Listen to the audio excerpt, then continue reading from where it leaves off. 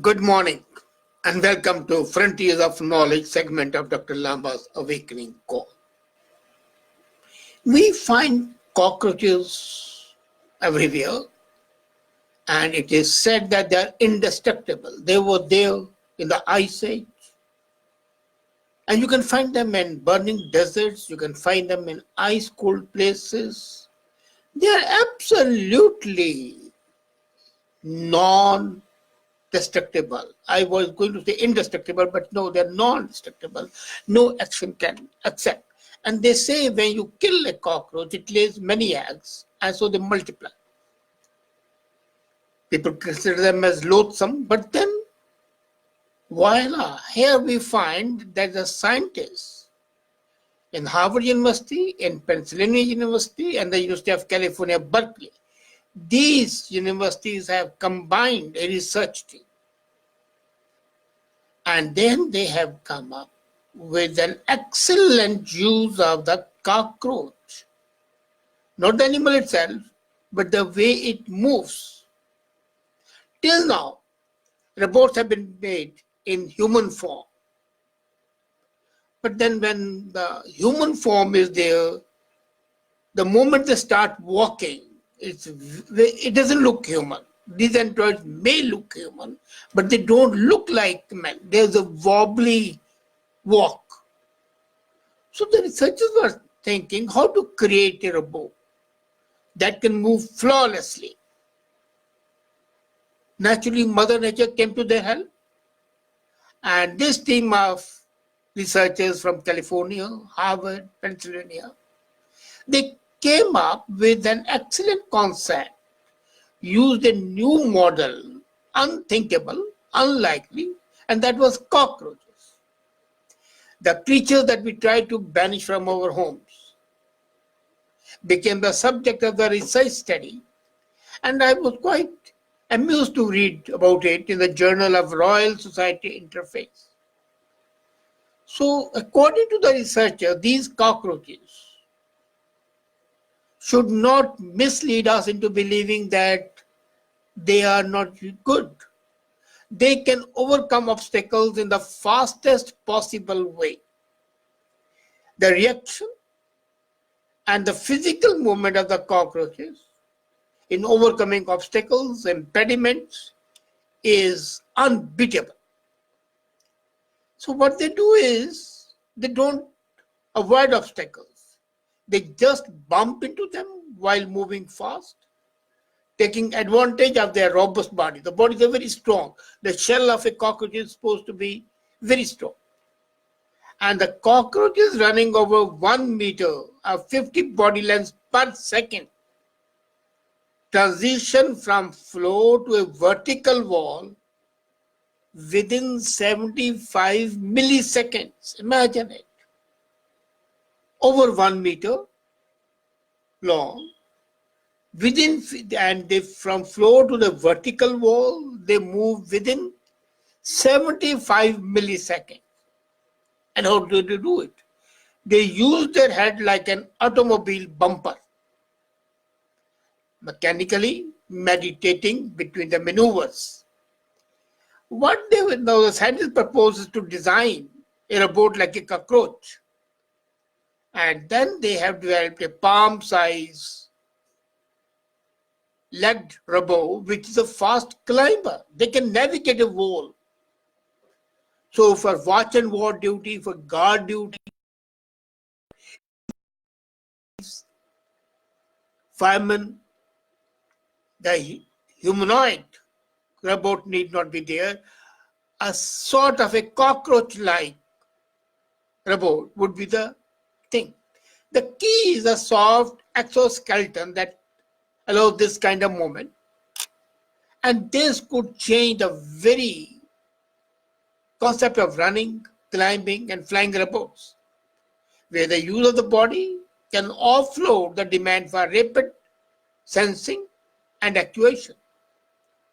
So instead of sensing the path ahead and adjusting the movement as required, these robots based on cockroach body, cockroach reactions, would crash into a wall and roll around it exactly the same way a cockroach would. So they will anticipate the need and overcome the obstacle without any problem. Like the idea behind the humanoid robots, where man was a model. This design of robots is again inspired by the nature, except that the robot based on cockroach is more equipped to handle tougher terrains, inaccessible terrains, in the mines, in the burning buildings, all over. These robots can come to the aid of the human beings. Boy. So this, we can, now next time you see cockroach, understand that he is more capable than the human beings are, as far as the movement is concerned, and as far as reaction is concerned. And then, do you accept, or would you believe if I was to tell you that everything from spoon to stone, it has a thing called conscious. It permeates reality. In my last Saturday's talk, how the conscious connects all beings, all the creation. And then, the scientists have come up, especially neuroscientists like Crystal Koch and the physicist Roger Penrose. They say that consciousness permeates reality. It's not a unique feature of human subjective experience. It's the foundation of the universe and is present in every particle and all physical matter. The thing that we call inanimate, as I said, spoons, stones, even they have conscious. So this might have been talked like bunkum for some time back, but now there's a new discipline called panpsychist. Now, panpsychist has been taken very seriously by neuroscientists and physicists. And according to Dr. David Chalmers, a professor of mind professor at the New York University, in 1995, he said that there's a hard problem of consciousness in all beings. And he said, look here, physics is not just a structure. And as a matter of fact, it can explain biology, but there's a gap, consciousness. But now that gap has been removed, according to Chalmers. They say that the physical matter, whatever it may be, has that thing which we call consciousness. And that connects to it. So panpsychism, the new discipline, offers an alternate solution to the human issue. It's a fundamental feature of the physical matter, whatever the matter may be, human, animal, vegetation, or even, as I said, inanimate material. It doesn't imply that every inanimate object is conscious. And the panpsychists don't take tables and other artifacts to be conscious as a whole. But then they say that the table could be understood as a collection of particles. Each particle has a simple form of consciousness. So the inanimate matters, each cell, same they say, can be transported to the human body. Rocks will be conscious, spoons will be conscious, earth will be conscious. And any type of aggregation gives you consciousness. So the extreme academic focus on consciousness, especially in New York University, which is home to the leading philosophy of mind department, have made panpsychism a serious study. And this lends credence to panpsychism that what the old people used to say, rishis of the old, is coming out to be true, and the complete structure of the universe is one. Physical science tells us about nature of matter, and we tend to assume it's correct. But Eddington, the English scientist who experimented and confirmed Einstein's theory of relativity, argues that there's a gap in the picture of universe, and the gap now is filled with accepted form of conscious being there in anything and in everything. Well, from metaphysical, let's come to something much more interesting.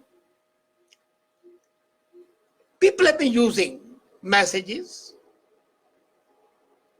and they have been using lemon juice, hot irons to read, to write invisible messages.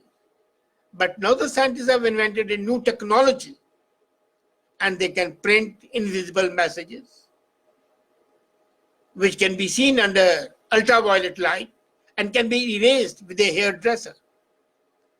And would you believe who has invented this new technology? It's China, as usual. What they do is they use water to print messages. They take paper. Paper is coated with manganese containing chemicals. Then that paper is dried. Then the message written on this would be invisible to the naked eye. But you shine UV on that and you can read it. Hot air from hair dryer can erase that message, and the paper can be reused. This would make digital communication and data security much more safe, and people would not be suffering from the data leakage. So how do they do it? As I said, paper is coated with chemicals which absorb and emit light. Now then, how is the message printed? It's not written by the hand. It is written through with a medium of water. Instead of ink, they use water. And the inkjet printer has a cartridge of water. So you type out a message, print it on inkjet printer using water instead of ink, and the message disappears. When you want to read it, place it near short wavelength ultraviolet light and read it. Want to erase it? Heat it with a hair dryer, and this paper can be reused up to 30 times. 30 times. This invention of the Chinese scientists is going to play a major role in cryptography. And now, do you know that every year 128 million tons of milk is thrown? It goes back, it's dumped. In Canada, it's dumped because there's overproduction of milk, and the government says don't sell overproduction. You have been given a quota, you produce more milk, throw it. So that's thrown. But totally all over the globe, 128 million tons of milk is dumped every year. It is shocking.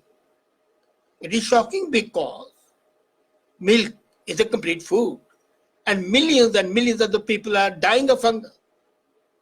So this milk which we dump shamelessly can be used. But since that cannot be used, in China again, they have started making t-shirts from discarded milk. So milk tea is the name of the manufacturer, rather the brand of the t-shirt. He uses milk, ferments it, skims it, and dehydrates the milk. Then processes the resulting powder into a kind of a yarn. It's a 2-month process. But it's useful because it's waste.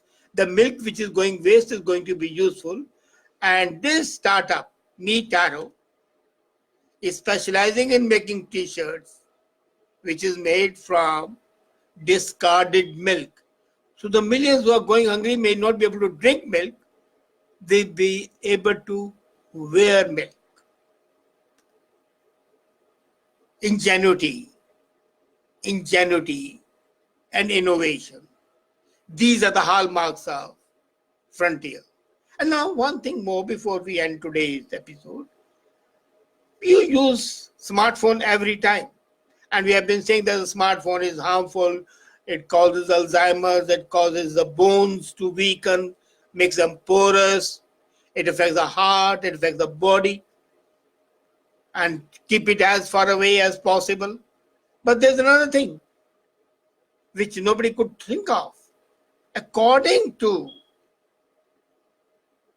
the doctors, it has been seen that using smartphone in toilets can lead to piles. So if you take the smartphone to the toilet and sit over there, no, don't take this word lightly. That's a fact. If you use it regularly, the smartphone, in the toilet, you might get up hemorrhoids. The impulse is, you know what happens? By themselves, the smartphones don't call the pile. But what happens is when you go there, you sit in the toilet, and then when you are sitting on the toilet, you are straining the lower rectal muscle, and they cushion the perennial problems. Then they impact the organ, and the result is fissures and piles. And that happens because once you are on the smartphone, you are lost in the smartphone. You are reading your social media, you are reading the news, you are maybe reading the emails, maybe replying to them. So sitting too long and straining causes hemorrhoids. They engorge with blood, causes pain, swelling, bleeding. It's not the actual act of using smartphone that's the problem. But if you are sitting there for a long time with a smartphone in hand, you sure are in for trouble with the pile. So take care. Well, these were the new nuggets of information in today's episode of Frontiers of Knowledge, and we meet again next week, same time. Thank you.